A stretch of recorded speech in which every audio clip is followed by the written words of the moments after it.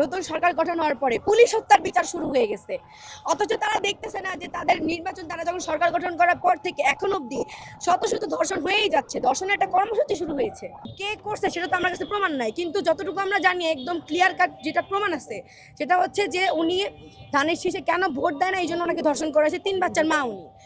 আবারও সেম কাহিনী হয়েছে যে একটা 6 বছরের বাচ্চাকে স্কুল যাওয়ার পথে তাকে ধরে এনে ধর্ষণ করা হয়েছে। আর একটা মেয়েকে যার একবার ধর্ষণ হয়েছে সেই তার এলাকার মেম্বার এবং চেয়ারম্যানদের কাছে তার বিচার চাইছে, এমন সেটার কোনো এক অজ্ঞাত কারণে তারা কেউ সেটার বিচার করে নাই। উল্টো তাকে তার বাবার ঘর থেকে ধরে এনে গণধর্ষণ করে এমন অতঃপর তাকে মৃত্যু শাস্তি দেওয়া হয়েছে। তো এই সব কিছু কাহিনীতে আমি একটা কথাই বলি, আসলে ভাই এদেশে নিরাপদ কারা? ব্যবসায়ীরা, আপনারা, মিডিয়ারা, নারীরা, নাকি পথচারীরা? কে নিরাপদ? আমি আসলে এইটাই প্রশ্ন করতে চাই, এই দেশে আসলে নিরাপদ কারা? এই দেশে নিরাপদ না কোনো এমপি প্রার্থী, এই দেশে নিরাপদ না মিডিয়া, এই দেশে না নিরাপদ নারী, এই দেশে না নিরাপদ শিশু, এই দেশে না নিরাপদ কোনো রকম কোনো পথচারী। আজকে মিডিয়ারা কোনো রকম দুর্নীতির বিরুদ্ধে কোনো রকম কোনো ভিডিও ধারণ করতে গেলে তাদেরকে মার খেতে হয়, তাদেরকে বহিষ্কার করে, তাদেরকে বের করে দেয় কোম্পানি থেকে। নারীরা রাত্রেবেলা যদি 8টার পরেও বের হয়, 8টার পর তো দূরেই থাক, দিনের বেলা দিনের বেলা বের হইতে গেলে তাদেরকে ধর্ষণের শিকার হইতে হয়। শিশুরা স্কুল যাওয়ার পথে তাদেরকে ধর্ষণের শিকার হইতে হয়। এদেশে নিরাপদ কারা? আমাকে একজন খুবই মানে বড় নাম উল্লেখ না করি, সে আমাকে জিজ্ঞেস করছিল যদি নতুন সরকার গঠন হয়, সে জামাত আসুক, বিএনপি আসুক বা যেই আসুক না কেন, বা এনসিপি আসুক, আপনি আসলে প্রথমেই সরকারের কাছে কি চান? তখন আমি ওনাকে অ্যান্সার দিছিলাম নিরাপত্তা। তখন উনি হেসে উড়াই দিছিল যে এত কিছু থাকতে কেন নিরাপত্তাই চাচ্ছেন আপনি? স্বাস্থ্য খাত আছে, শিক্ষা খাত আছে, কত কিছু আছে, সব কিছুই তো অবনতি, তাহলে কেন আপনি নিরাপত্তাই চাচ্ছেন? আপনারা কি এখন প্রমাণ পাইছেন যে কেন নিরাপত্তা চাইছি? আপনারা বলেন তো বুকে হাত দিয়ে যে আপনারা নিরাপদ। আমি একটা মানুষকে এই দেশে, এই বাংলাদেশে, একটা গণতান্ত্রিক দেশে একটা সিঙ্গেল পার্সনের নিরাপত্তা নাই। একমাত্র যে আমাদের নিরাপত্তা কাদের আছে? সচিবালয়ের ছেলেদের। সচিবদের ছেলেদের নিরাপত্তা আছে, যাদেরকে 24 ঘন্টার আগে বের করা হয়। কিডন্যাপিংয়ে যাদেরকে আমাদের মাননীয় প্রধানমন্ত্রী কোনো রকম কোনো বড় কর্মকর্তাদের না জানায়া, আমাদের সম্মানিত ডিসি মাসুদ স্যারকে জানায়া 24 ঘন্টার ভিতরে তারা বের করা হয়। আর কিন্তু কিডন্যাপারকে কোনো অ্যারেস্ট করা হয় নাই, তাকে উদ্ধার করা হয়েছে। তাহলে কি বোঝা গেল? শুধুমাত্র অধিকার যারা আসনে বসে আছে, যাদের ভালো ভালো মানে কি বলে এটাকে অর্ডার সিটি আছে, তারাই একমাত্র নিরাপদে আছে। আমরা নিরাপদে নাই। আমি একজন মেয়ে নারী হিসাবে, একজন মানে সাধারণ নাগরিক হিসাবে এই বাংলাদেশে নিরাপদ না।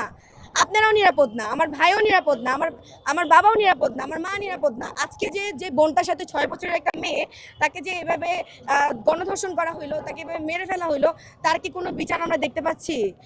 আর বিচারের জন্য আমার হাতিঝিল থানায় গিয়ে আমার আমার ভাই বোনদেরকে বিক্ষোভ করতে হয় কেন?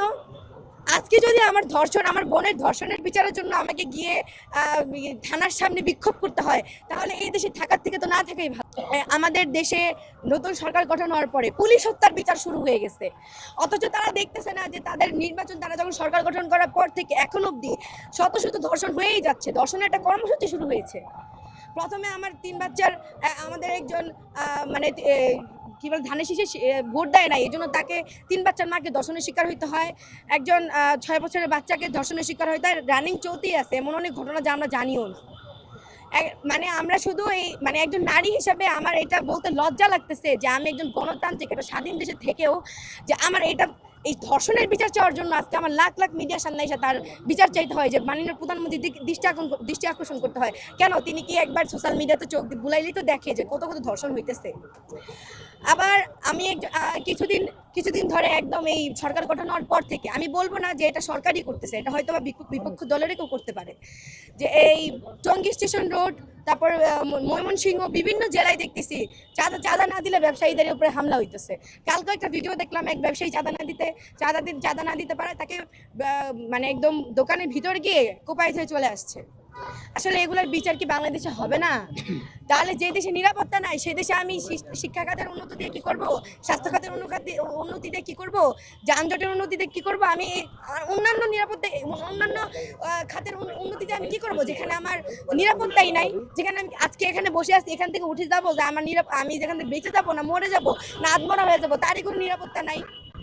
আমি মাননীয় প্রধানমন্ত্রীর আবারও দৃষ্টি আকর্ষণ করতেছি, আপনি দয়া করে বিষয়গুলোতে দেখেন, যাতে আমরা যেন বলতে পারি, আমরা যেন 10টা মানুষের সামনে বলতে পারি, বাইরের দেশের মানুষের কাছে বলতে, বাইরের দেশের কাছে মানুষদের সাথে যখন আমাদের কথা হয়, আমরা যেন বলতে পারি না আমরা আমাদের দেশে নিরাপদ।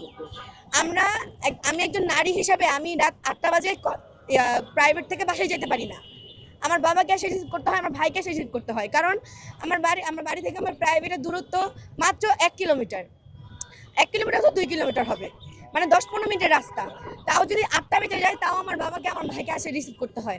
কেননা এই দেশে যেখানে 6 বছর বাচ্চার নিরাপত্তা নাই, সেখানে আমি 17 বছরের মেয়ের নিরাপত্তা আছে তার কোনো গ্যারান্টি তো আমার বাবা দিতে পারবেন।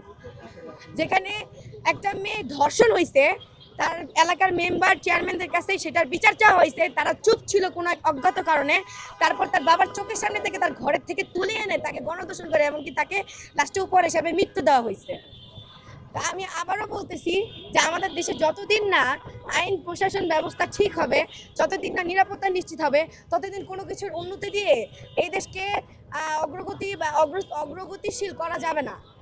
এই একটা কারণেই আমার আসলে এখানে আসা।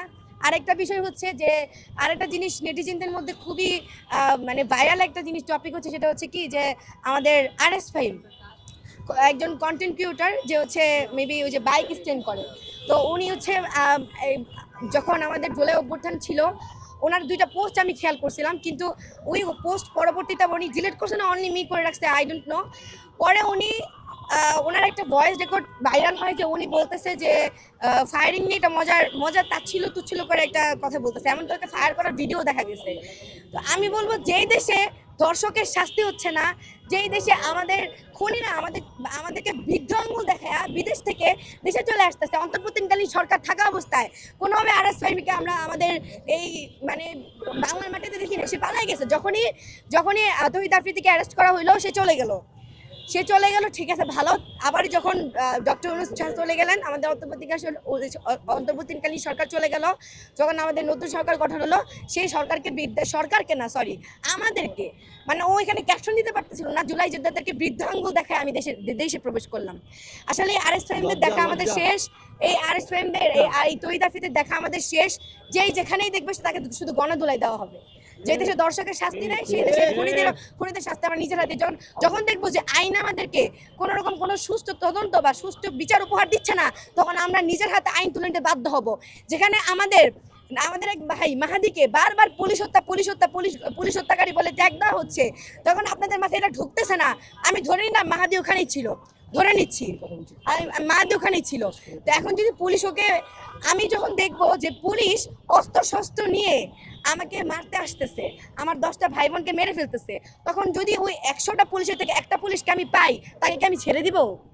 আমার কাছে তো ভাই গানও নাই, ছুরিও নাই, আমার কাছে লাঠি আর ইট। এটা দিয়ে যদি মরে যায় ওখানে, বা এটা যদি ওখান থেকে মানে না ফিরতে পারে, সেটা ব্যর্থতা, ট্রেনিং এর ব্যর্থতা ঘুষ দিয়ে ঢুকছিল, যেখানে সামান্য নিরস্ত ছাত্র জনতা থেকেও বের হইতে পারে না।